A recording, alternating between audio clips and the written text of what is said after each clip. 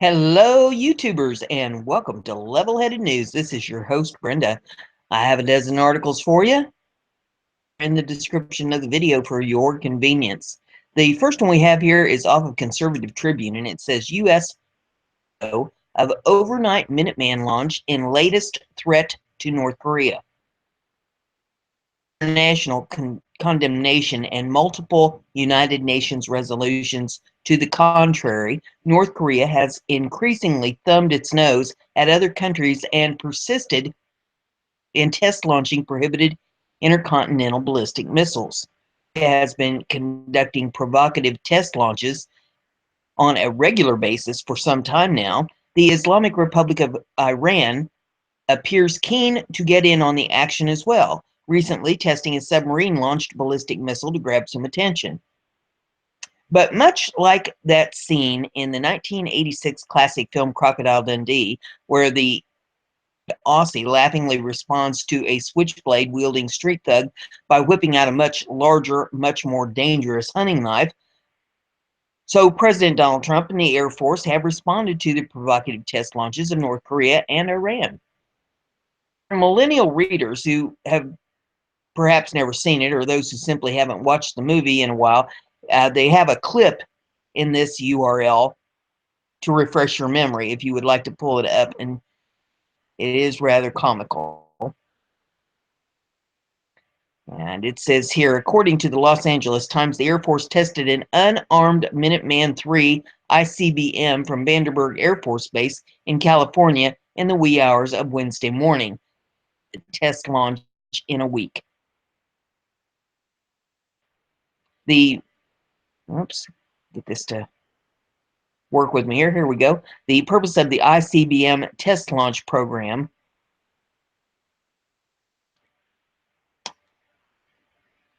well,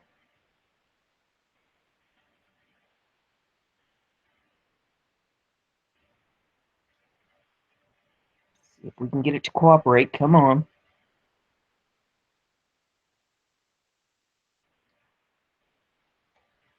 Okay. The purpose of the ICBM test launch program is to validate and verify the effectiveness accuracy of the weapon system, the Air Force Global Strike Command explained in a statement. The missile reportedly traveled some 4,200 miles to a test range located on the atoll in the Marshall Islands in the Pacific Ocean. And they have footage of the test launch here in this URL if you want to see that. An Air Force fact sheet on the Minuteman III missiles, which are officially designed as the LGM-30G. This is the latest of the Minuteman weapons developed in the 1950s and deployed in the 1960s. The Air Force reportedly possesses 450 Minuteman III nuclear-capable ICBMs, which are stored in silos at 3 Air Force bases located in Montana, North Dakota, and Wyoming. Solid fuel rockets can travel an estimated 6,000 plus miles, 15,000 miles per hour, at a height of up to 700 miles in the atmosphere. If North Korea and Iran really want to play around with missiles, an admittedly dangerous game for all involved, the U.S. has much bigger missiles with much longer ranges than they do. This week's test war was just another reminder of that. As Colonel Chris Moss, Vandenberg's 30th Space Wing commander, said after the April 26th test, the launch is an important demonstration of our nation's nuclear deterrent capability. Oh, and ours tend not to explode shortly after takeoff either, instead consistently delivering their payload to the intended target. More than can be said with certainty regarding the often hit or mostly missed test launches of North Koreans and the Iranians. Is off of Western journalism.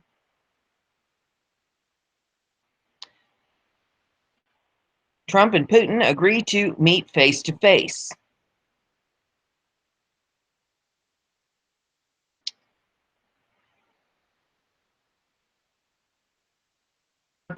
And Russian President Vladimir Putin spoke by phone Tuesday and agreed to have a face-to-face meeting in July. The meeting will take place on the sidelines at the G20 summit in Hamburg, Germany, July 7th and 8th. It would mark the first time the two leaders have met in person since Trump became president. Today's phone conversation was the first time the leaders have spoken since Trump ordered the bombing of a Syrian airbase chemical weapons attack believed to have been directed by Syrian President Bashar al-Assad. Forcefully, Moscow responded forcefully to the April 6th airstrike, suggesting a military response if the U.S. took additional military action against the Assad regime, a Russian. In a trip capital last month, Secretary of State Rex Tillerson said relations between the two countries had reached a new low. This phone call agreed to work together to end the Syrian civil war and also discuss the current tensions in North Korea. Pretty good one, and included the discussion of safe or zones in Syria to achieve lasting peace for humanitarian and many other reasons, according to the White House readout of the phone call. The United States plans to send a representative to the ceasefire talks Kazakhstan, which will take place May the 3rd and 4th. Politico reported the Russian readout of the call included the two leaders agreeing to meet in Hamburg, but this version did not. Hillary Clinton once again repeated a claim Tuesday that she had voiced on multiple occasions since the election that Putin sought to influence the U.S. presidential election for the purpose of hurting her candidacy and aid Trump. Interfered in our election, and it was clear he interfered to hurt me and help my opponent, Clinton told CNN's Christina Emmenpower. If you chart my opponent and his campaign statements, they quite with the goal that leaders nameless had. She's so delusional. The next one here's off of Western Journalism. It says U.S. fighters intercept Russian planes off the coast of Alaska. Jets intercepted 4 Russian planes Wednesday that had flown into Alaska's air defense zone. Fox News reported that the Russian planes included 2 Cold War-era Bear bombers that were by a pair of Su-35 fighter jets. Fox reported that this was the first time fighters have escorted the bombers in flights along Alaska's coast. The Russian planes were intercepted about 9 p.m. Eastern Time Wednesday by 2 F-22 stealth fighter jets that were on patrol about 50 miles southwest of Chariot, Alaska. Jets were unarmed, officials said.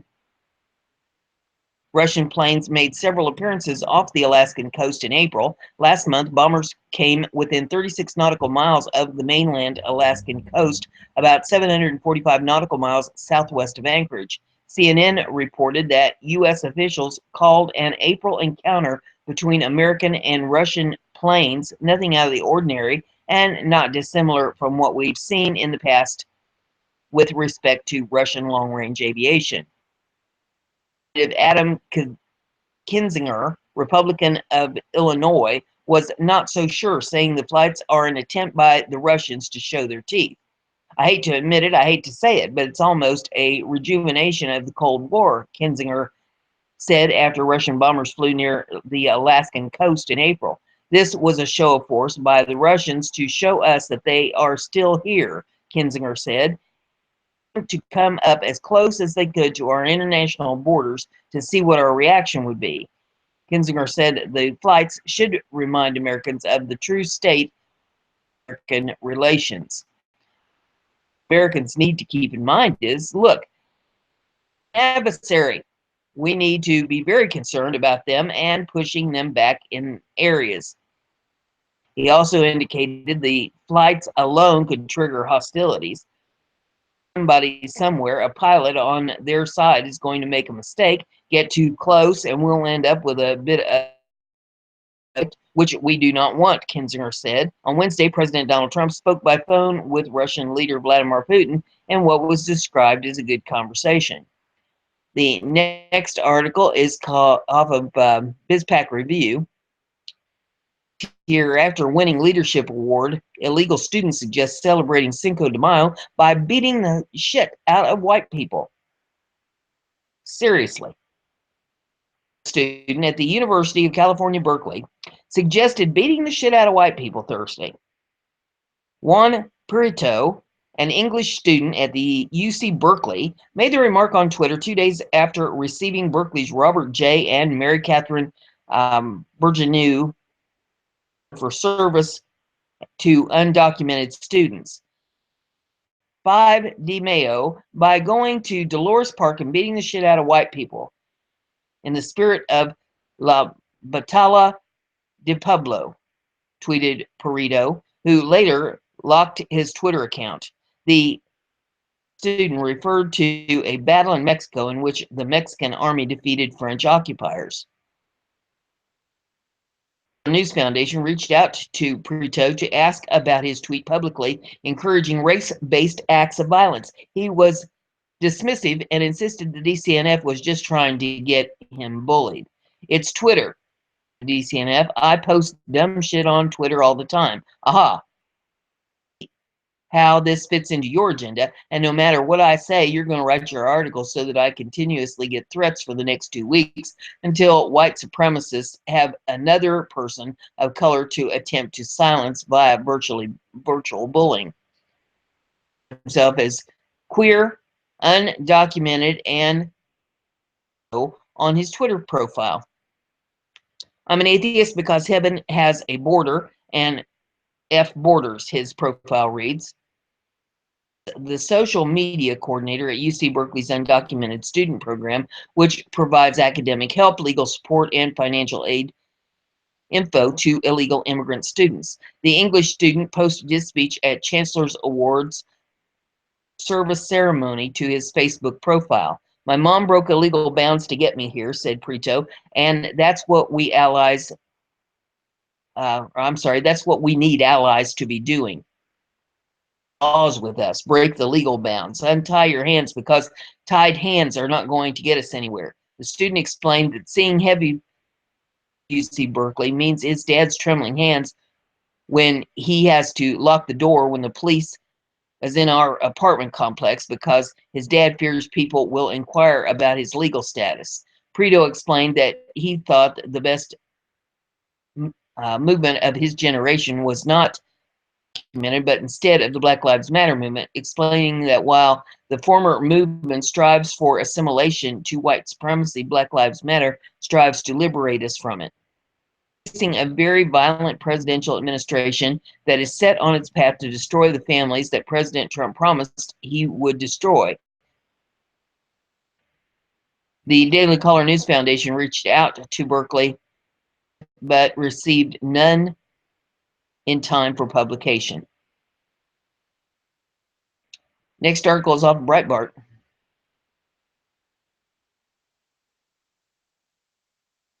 As soon as it comes up here.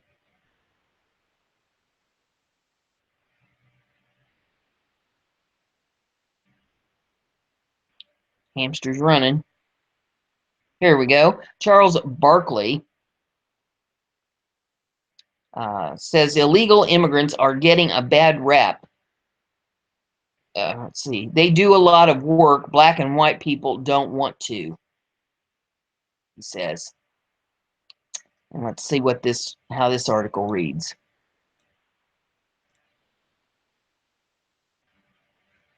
Since the hamster decides to spin it up here.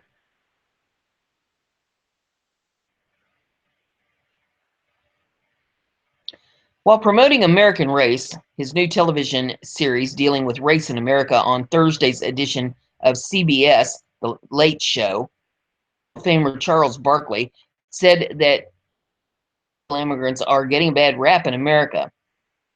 We do talk about undocumented immigrants who I think are getting a bad rap in this country. They're here. They're working their behinds off.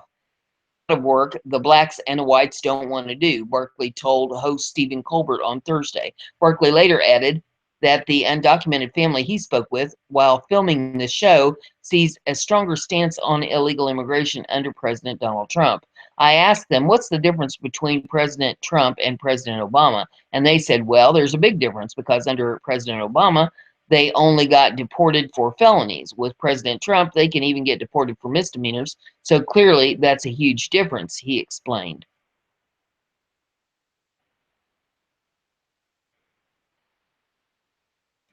Let's see if there's more to this.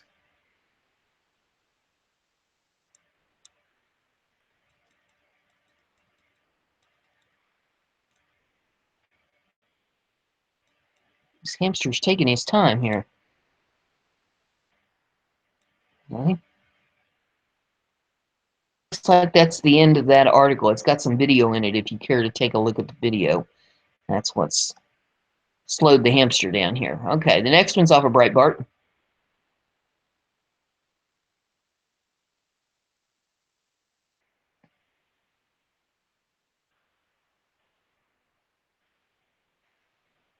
It says 5 facts every American must know about the brutal MS-13 gang.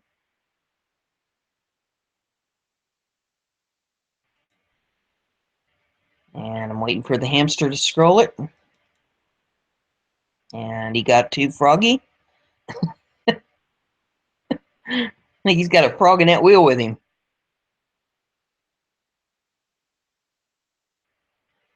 Okay, the brutal, largely illegal immigrants filled MS-13 street gang has become a major focus of the U.S. Department of Justice recently, and Americans should know the facts about them. The gang is dangerous, and they are spread across the U.S.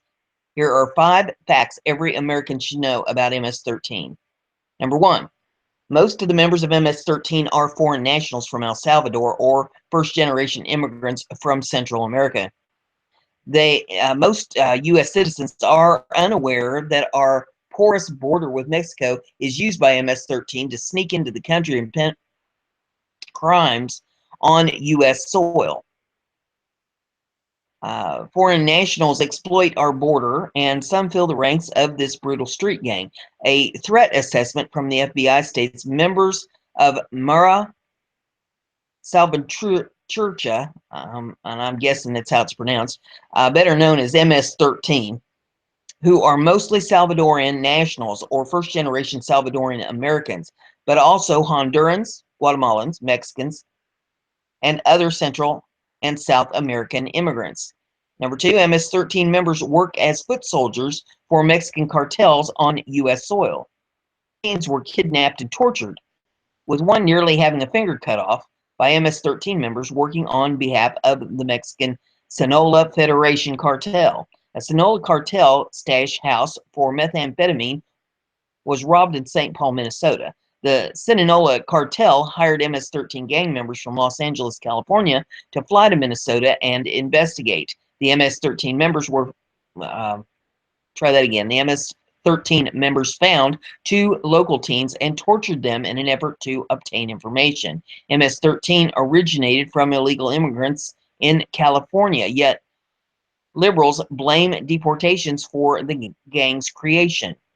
According to the information published by the National Gang Crime Research Center, MS-13 was started by Salvadorian illegal immigrants who fled to the U.S. in an attempt to escape a raging civil war in that country that killed more than 70,000 people. Immigrants arrived in California, they began to band together as a way to protect themselves from the Mexican mafia, the dominant gang in California at that time. By 1993, the MS-13 and the Mexican mafia had become allies and further developed their criminal activities. What pushed the gang out of the U.S. and into Central America was the 1996 Illegal Immigration Reform and Immigrant Responsibility Act, which called for the deportation of illegal immigrants convicted of crimes. The arrest and deportation of the MS-13 gang members spread the gang's presence throughout Central America, or as most conservatives would likely argue, None of this would have occurred had the illegal immigrants not been in the U.S. in the first place. MS-13 members often pose a greater threat to Border Patrol agents than the Mexican cartels the gangs work for. Foreign street gang members crossing our porous border are much more prone to attack Border Patrol agents than the Mexican cartels operating the region or others. According to Border Patrol agent Hector Garza, these gang members are highly volatile and unpredictable. They are much more likely to attack us with no concern for the consequences, Agent Garza spoke to Breitbart, Texas, in his role as a vice president of the National Border Patrol Council. And number 5, the state of Texas considers MS-13 to be a Tier 1 level threat, or the most significant threat level. Texas law enforcement officials have classified the MS-13 as a Tier 1 level threat due to the gang posing the greatest gang threat to Texas due to their relation to Mexican cartels, their high levels of transnational criminal activity, their levels of violence, and overall statewide presence, the Texas DPS Gang Threat Assessment revealed. Tier 1 gangs present a unique threat due to their close relationship with cartels and their willingness to carry out violence for hire on behalf of those cartels.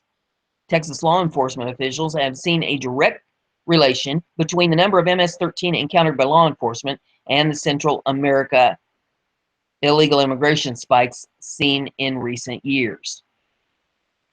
The next article is off Breitbart. Reveals CIA Archimedes tool reportedly used to infect local networks. WikiLeaks published a hacking tool known as Archimedes in another installment of their leak series today. WikiLeaks claims the hacking tool is used to infiltrate and attack computers that are linked via a local area network. Essentially uses one computer to share viruses across the network, rerouting computer traffic to an exploitation server that allows the CIA to monitor network traffic on the computer. Illustrates a type of attack within a protected environment, as the tool is deployed into an existing local network, abusing existing machines to bring targeted computers under control and allowing further exploitation and abuse, WikiLeaks explains. Included with today's leak is a number of hashes that WikiLeaks claims can be used to help identify the Archimedes virus in the future and hopefully guard against it. One of a number of viruses supposedly used by the CIA and revealed by WikiLeaks. WikiLeaks claimed in March that just 1% of their Vault 7 series had been released so far, with many more leaks to come. Next article is off of Liberty Writers. Obama did something sick to 30,000 Americans. This is really bad. Very dark day if you're an American. A brand new report revealed that Barack Obama did something so horrible, so low, so just dark that it will keep you up at night. In 2016, he used the NSA to spy on 30,000 Americans. The officer of the Director of National Intelligence said this week that the U.S. officials searched both metadata and actual contents of communications for the names of more than 30,000 U.S. citizens. To make it even worse, more than 3,000 of the reports were then circulated among government departments without the names of the parties being redacted. Look, folks, I've seen a lot of slimy shit in my time, but this here takes the cake. What Obama did is 100% in violation of the Fourth Amendment, and not even the former president is above the Constitution. I was hoping he'd just slink away into the shadows and disappear, but this is a step too far. I think it's about time for Donald Trump and Jeff Sessions to step forward and show what the law means to this country. The next article here is off of Conservative Tribune. For spending bill nuclear option. Days, conservatives across America have been upset over the continuing resolution to keep the government running for the 2017 fiscal year that was hammered out between Democrats and Republicans. The resolution left in place many things conservatives weren't too pleased about, such as funding for Planned Parenthood. And on Tuesday, President Donald Trump went to Twitter to try to explain, or try to explain the compromise bill and suggest a solution. The reason for the plan negotiated between the Republicans and Democrats is that we need 60 votes in the Senate. There. He wrote in the first of two tweets on the matter. And the second tweet says either elect more Republican senators in 2018 or change the rules now to 51%. Our country needs a good shutdown in September to fix the mess, he wrote in the second tweet. Trump was referring to changing the rules in the Senate so that the debate bills, like the continuing resolution, could be ended with 51 votes instead of the usual 60, like the nuclear option. In theory, this would allow Republicans to pass legislation without support from Democrats. In reality, this could be a dangerous move that neither party wants to see take place. The Hill reported that Senate Majority Leader Mitch McConnell quickly came out against Trump's idea, stating flatly that it will not happen. The nuclear option may sound good right now. Remember that at some point in the future, Republicans will no longer have control of the Senate. That would mean that Democrats could use the 51 vote threshold to easily pass legislation, Second Amendment rights, or institute a single-payer health care system. On Fox News on Tuesday, conservative commentator Charles Krauthammer noted that it was reasonable for Trump to consider the nuclear option since Republicans have the majority, yet they still can't get anything passed because of the filibuster. Trump's frustration with the process is understandable, but he needs to understand that far-reaching consequences of doing something as drastic as using a nuclear option for legislation. The next article is off of Liberty Headlines, and it says Congress reportedly holding secret conversations about removing Trump. Members of Congress are holding secret conversations about removing President Donald Trump from office following a difficult first 100 days, according to a report from the New Yorker magazine. Nobody occupies the White House without criticism, but Trump is out of a different order, centering on the overt and at times bipartisan discussion of whether he will be engulfed by any one of a myriad of problems before he has completed even one term in office, and if he is, how he might be removed, wrote Evan Osnos. Osnos claims to have interviewed several dozen people about the prospects of cutting short Trump's presidency, including his friends and advisors, to lawmakers and attorneys who have conducted impeachments, to physicians and historians, and to current members of the Senate, House, and the intelligence services. It is a conversation that people are having around the dinner table. It's one people have at the office. Members of Congress are talking about it in private. And the question is very simple. Is this a president who is able to do the job and is able to go the distance? Osnos said in MSNBC's The Last Word. Critics of President Trump are actively seeking to remove him from office by impeachment or declaring him mentally or physically unfit for office under the 25th Amendment. Section 4 of the 25th Amendment, a president can be removed from office if he is judged to be unable to discharge the powers and duties of his office by the vice president and a majority of the cabinet secretaries, or by a congressionally appointed body, such as a panel of medical experts. The next article is off Liberty Headlines. It says, a few House conservatives slam GOP leaders for inadequate Obamacare fix. While the conservative While the conservative House Freedom Caucus was generally characterized as on board with the Obamacare overhaul passed on Thursday, one of its members, Representative Andy Biggs of Arizona, could not bring himself to vote for it. A few other conservative House members who don't officially meet with the caucus opposed it as well. But the final bill was opposed more by moderate Republicans than by conservatives, as it was perceived that the Freedom Caucus drove the tinkering process more, which kept more of their members on board than those involved with the centrist Tuesday group.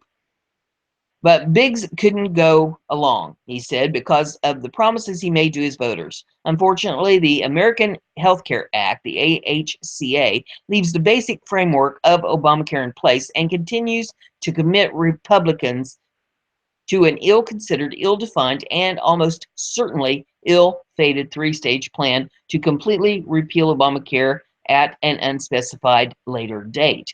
The congressman said in a statement released Thursday, "Even worse, I have seen no compelling evidence that the AHCA will offer substantive relief to Arizona families who have been crushed by devastating high health insurance premiums.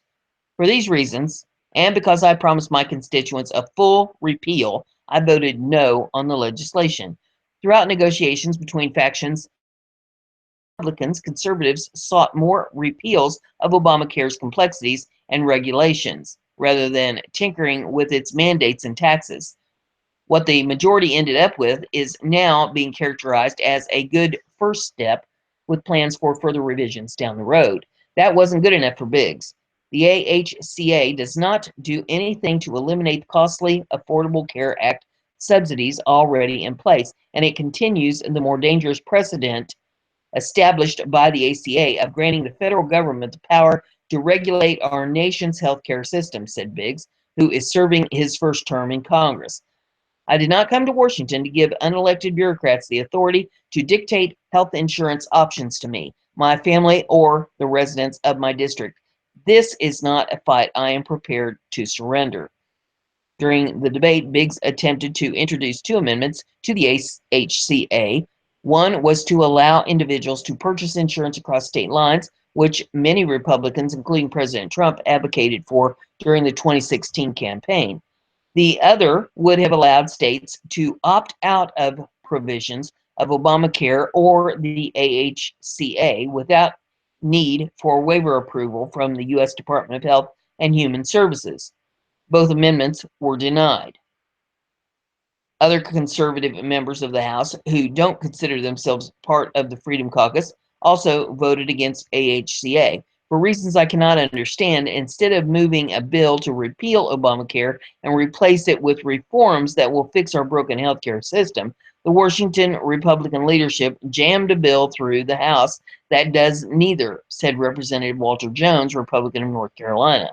The 12-term congressman criticized House leaders for utilizing methods that they criticized Democrats for when they held majority power. "The rushed, behind closed doors process they've used is shameful," Jones said. "Over the past several weeks, they cut deal after deal to secure member support and then pushed the bill to the floor without a Congressional Budget Office score.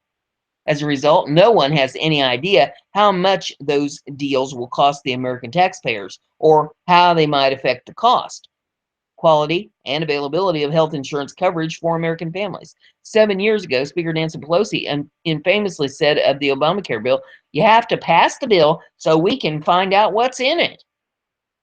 Sadly, the Washington Republican leadership is repeating the same mistakes.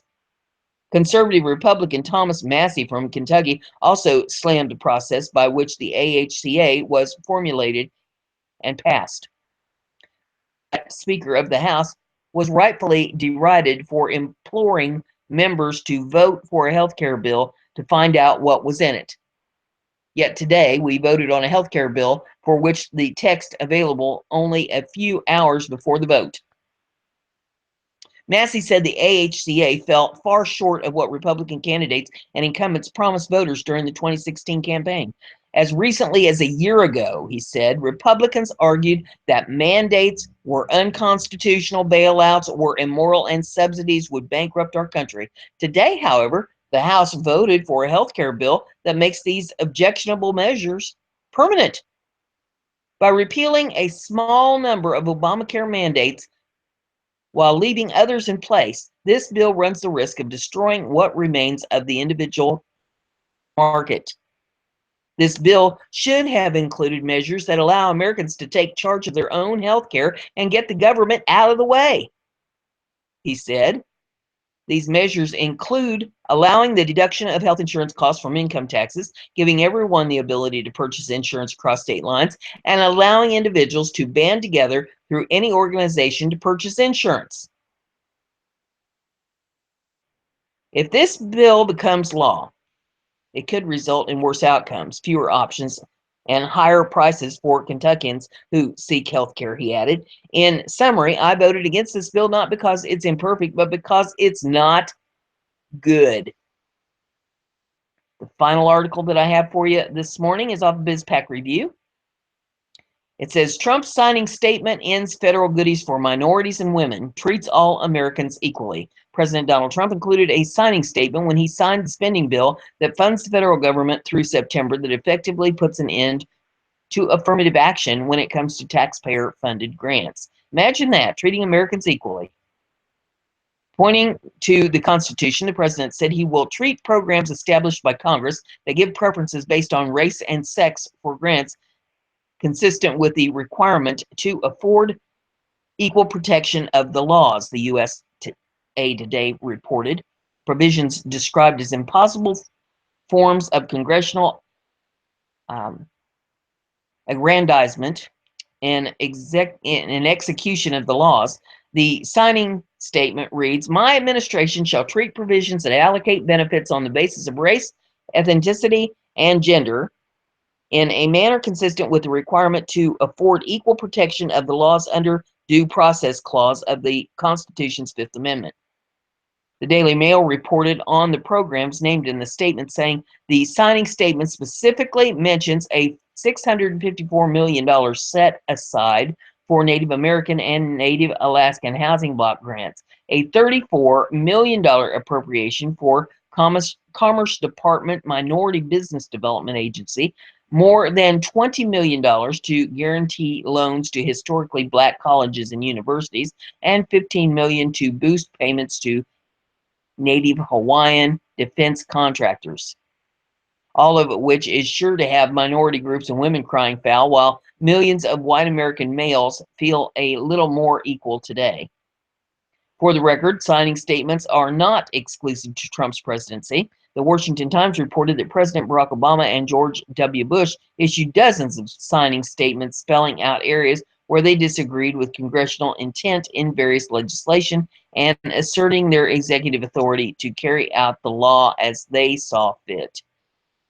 On Friday may include weapon program, state and local marijuana laws, and Guantanamo Bay. And that's all I have for you this morning. If you like what I'm doing here, give it a thumbs up. Media so everybody gets to hear the news, and don't forget to subscribe.